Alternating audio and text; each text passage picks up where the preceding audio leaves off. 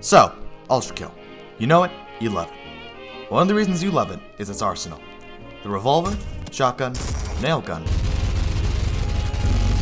rail cannon, rocket launcher, and the various arms that you stole from V2. Give them back. Sorry about this. We appear to have an infestation. We no longer have an infestation. Back on track. You love ULTRAKILL for its arsenal, but what if we took that away? What if I tried to beat ULTRAKILL with only the feedbacker?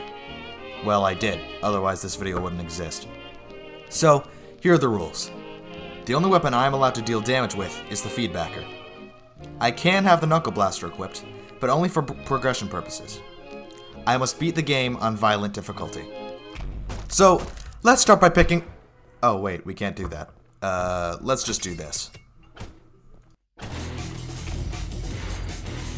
So, the first problem with this challenge shows itself immediately after starting. Filth. But how are filth a problem, you may be asking?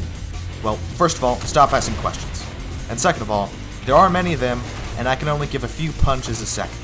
They take forever to kill in groups, and force you to move around, making it hard to deal damage to enemies you may be trying to focus on. Moving on from them, the first few levels are easy, except for a few minor incidents.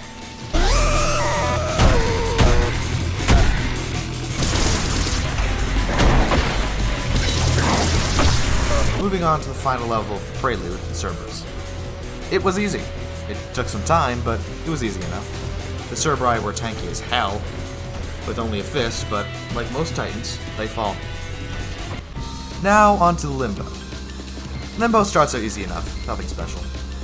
1-1 was a breeze due to the drones. You see, if you punch them at a group, they give a very tight hug. Now, we encounter the next major roadblock in 1-2. Street cleaners.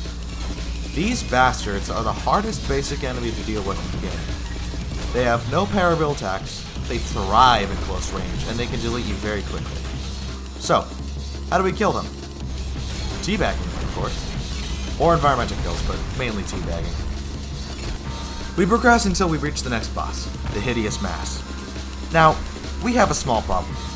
The Hideous Mass moves in order to look at you, making it very hard to hit its weak spot. So, we have to resort to parrying its projectiles back at itself, and flying across the room like a goddamn squirrel.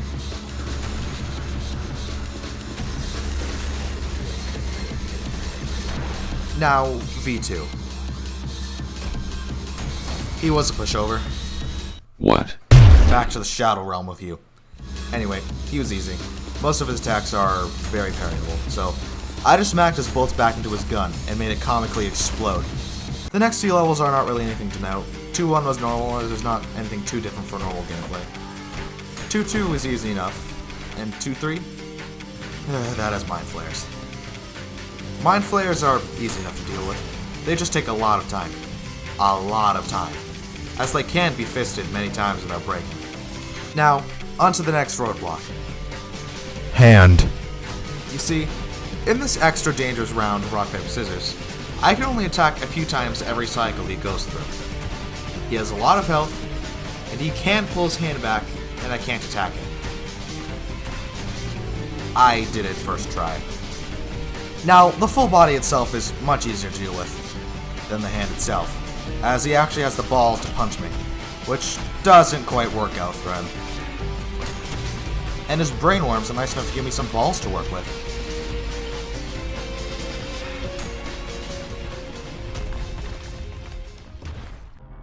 Now, on to Gluttony. The first level is easy enough. It just took some time to do with the Cerberi in the level. Mind Flayers were easy enough. And I somehow lost footage because I took so damn long to kill all of them. Now, onto Gabriel.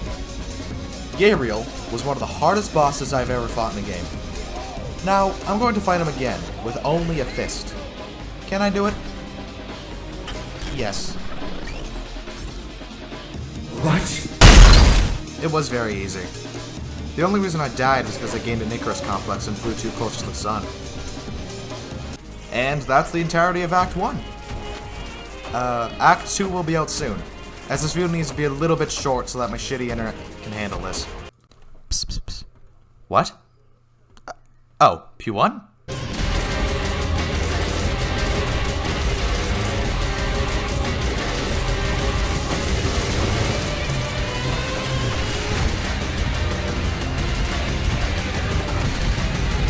Yeah, no, I like to keep my sanity.